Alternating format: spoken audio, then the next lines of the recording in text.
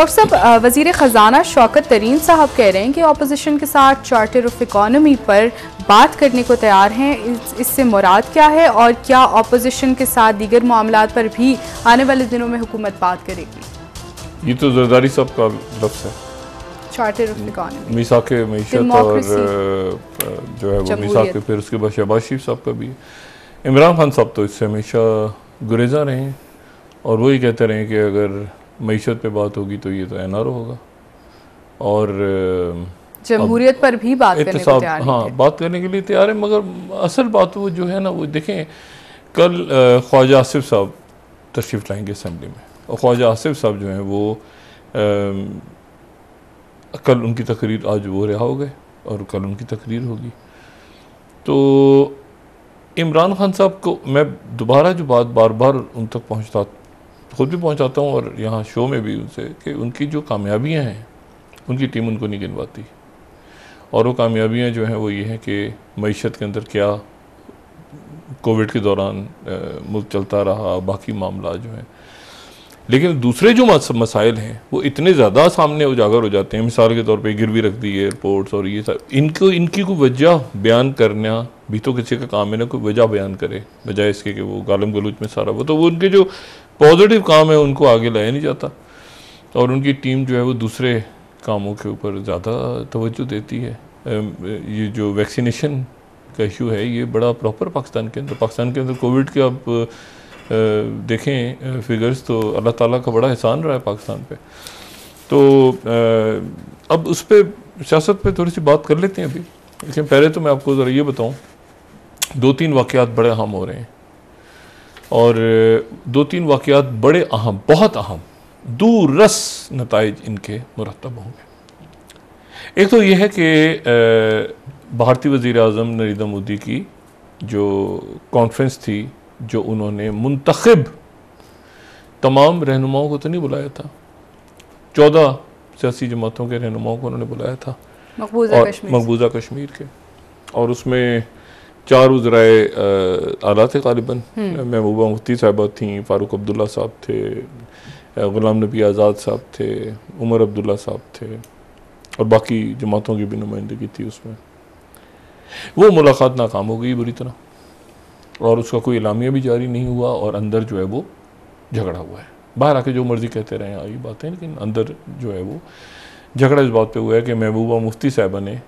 Article 370 उठाने की बात की है। यही बात जो है वो राहुल गांधी ने की है, यही बात जो है ग़ुलाम नबी आज़ाद ने किसी और अंदाज में कही है और यही बात फिर मगरबी बंगाल की जो बयानिया एक था, यानी कि नहीं अलग अलग बात सबकी, मतलब सब ने, एक होता है ना कि कोई मुश्तरका बात आगे चले, तो वो मुश्तरका बात नहीं हो सकी। कुछ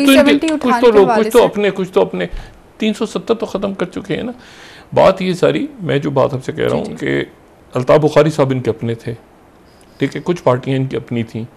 कुछ पार्टियाँ थीं जिनका इनका ख्याल था कि उनके ऊपर हमने अपना काम मुकम्मल कर लिया, जैसे महबूबा मुफ्ती साहिबा के हमने कुछ रिश्तेदारों को छोड़ दिया है पिछले हफ्ते, तो वो हमारा साथ देंगे, एक अलामिया से आ जाएगा। वो अलामिया से सामने नहीं आया और कोशिश होती रही कि एक उसके बाद एक एग्रीमेंट या डिक्लेरेशन या कोई इकट्ठी प्रेस कॉन्फ्रेंस। मेरी बात हुई वहाँ पे कुछ लोगों से जो मीडिया के लोग थे, जो खुल के नहीं बात कर रहे अपने मीडिया पे, तो वो कहते हैं कि जी प्रेस कॉन्फ्रेंस की गुजारिश की गई कि प्रेस कॉन्फ्रेंस इकट्ठी कर लें, तो लोगों ने कहा कि नहीं करेंगे। वो गाड़ियों में बैठे और अलग अलग बात सब करके निकले। किसी ने कहा 370 बहाल होना चाहिए, किसी ने कहा ये होना चाहिए, किसी ने कहा ये होना चाहिए, किसी ने ये होना चाहिए, तो वो टाइम फिश हो गया सारा। यानी वो इधर, आप छोड़ दें हुर्रियत कॉन्फ्रेंस या बाकी लोगों को छोड़ दें, जो इधर लोग बुलाए गए थे वो भी किसी एक बात पे इकट्ठे नहीं हो सके और 370 की चूंकि बात एक ने कर दी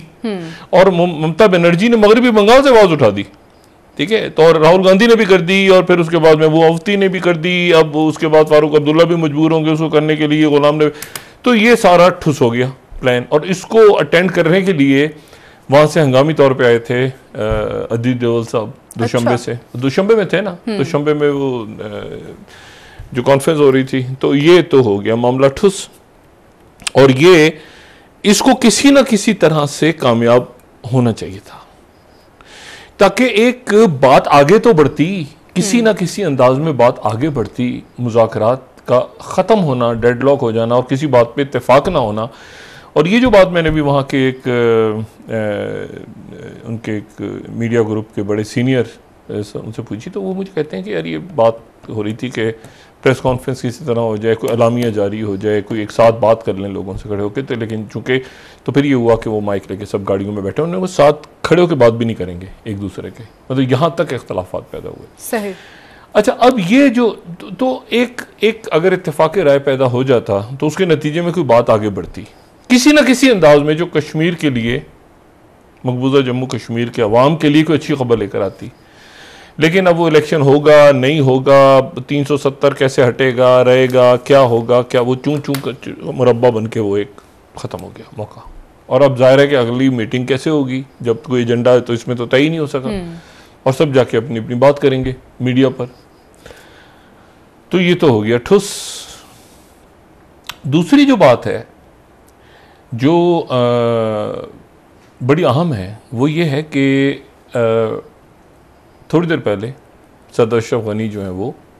वाशिंगटन पहुंच गए हैं, और कल उनकी जो है वो तफसीली मुलाकात अब होगी प्रेसिडेंट बाइडेन से। अच्छा, लेकिन मैं आपको सिर्फ एक बात जो मेरे लिए कुछ हैरानकुन तो नहीं है, लेकिन आप यूँ समझें कि यानी कुछ मैं समझ नहीं पाया कि ये उन्होंने ये क्यों किया है, या इसका क्या मकसद है, या वहाँ पर क्या मुनासिब बात होगी। देखें, अफ़गानिस्तान के हालात ख़राब हैं, और अफ़गानिस्तान के हालात ख़राब होने के, मज़ीद ख़राब होने के इम्कानात हैं, खाना जंगी की सूरत हाल है। लेकिन वहाँ पे जो डेलीगेशन गया है, मैं उस डेलीगेशन में सिर्फ ये देख रहा था कि ये तो हमें पता था कि अफ़गान सदर जा रहे हैं अशरफ गनी, और साथ उनके जो मफाहमती कौंसिल जो उनकी बनी हुई है डॉक्टर अब्दुल्ला वो उसमें हैं। फिर उसमें जनाब नायब सदर अमरुल्लाह साले भी साथ आ गए। अच्छा, ये अमरुल्लाह साले जो हैं ये वही हैं जिन्होंने पिछले दिनों पाकिस्तान के बारे में इंतहाई फजूल बातें ये भी करते रहे हैं, और साथ इनके जो नेशनल सिक्योरिटी एडवाइज़र हैं हमदुल्ला मोइब वो भी साथ ही मौजूद हैं। अच्छा, अब ये भी शख्सियात दोनों मौजूद हैं। अच्छा, हनीफ अतमार जो NDS में वो भी रहे हैं, वो भी साथ मौजूद हैं। तो मुझे बताएं कि तीन, अच्छा ये जो अमरुल्लाह साले साहब हैं ये भी ये वज़ीर दाखिला भी रहे, पहले ये भी वज़ीर दाखिला रहे हैं, और हनीफ अतमार भी वज़ीर दाखिला रहे हैं, और वो भी NDS में रहे हैं, ये भी, तो काफ़ी सारी चीज़ें कॉमन हैं। और ये जो है ना अमरुल्लाह साले साहब, इन पे काफ़ी गुस्से में है तालिबान पे, इन पे सुसाइडल अटैक्स हुए, इनके साथी उसमें मारे गए, सब कुछ हुआ, पाकिस्तान की तरफ से बड़ी कंडेमनेशन सब कुछ हुआ, लेकिन ये कुछ पाकिस्तान के साथ खास, हालांकि पाकिस्तान में ही रहे हैं। अच्छा। और अफगान जिहाद के दिनों में ये अहमद शाह मसूद के साथ ये लड़े भी हैं, ठीक है, पंचेर वैली से इनका ताल्लुक है। तो ये जो है ये भी साथ हैं। अब तीन शख्सियत ऐसी हैं जो कि NDS के साबिक सरबराहान रहे हैं करज़ई साहब के दौर में, और फिर अशरफ गनी के दौर में, तो वो भी साथ हैं। और ये सारे के सारे जो हैं ये वहाँ पहुँचेंगे, तो पाकिस्तान के बारे में क्या बात करेंगे वो बात अब सामने आएगी, और मुख्तलिफ मीडिया पर बैठेंगे जाके, और हर जगह बात होगी। तो अल्लाह खैर सल्ला। एक उधर मामला चल रहा है अफ़गानिस्तान का